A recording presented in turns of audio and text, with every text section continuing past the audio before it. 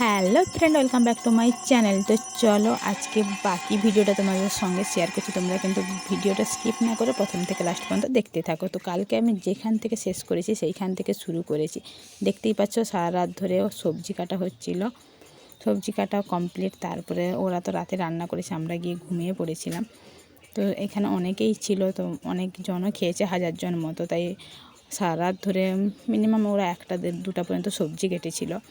11:30 12টার পর থেকে মনে হচ্ছে 2টো পর্যন্ত সবজি কেটেছিল। তারপরে রাতে তো দেখতেই পাচ্ছ ঠাকুরকে, সব ঠাকুর ঘুমিয়ে গেছে। মানে তার প্যান্ডেলটা তোমাদের দূর থেকে দেখাচ্ছি, কেমন লাগছে প্যান্ডেলটা বলবে। খুব সুন্দর কিন্তু ডেকোরেশনটা করেছিল। তো চলো, তোমরা যারা নতুন দেখছো প্লিজ চ্যানেলটাকে কিন্তু সাবস্ক্রাইব করে দিবে।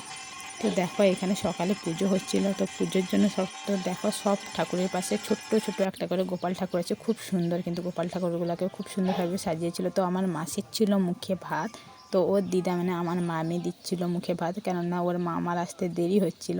তো দুজনে, এরা 2 ভাই। তো এই হচ্ছে আমার বড় মাসি, সে হচ্ছে গিয়ে আমার ছোটো মাসি।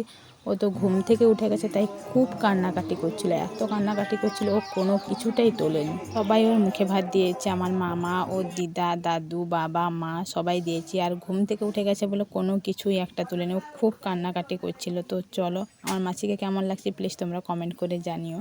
আর যদি ভালো লেগে থাকে প্লিজ চ্যানেলটাকে সাবস্ক্রাইব করে দিও, আর লাইক আর শেয়ার করে দিও। তো চলো, এখানে ঠাকুরকে ওকে ছোঁয়াতে হচ্ছিল। তো এই হচ্ছে গিয়ে আমার বড় মামা, তো বড় মামাও খাইয়ে দিচ্ছিল।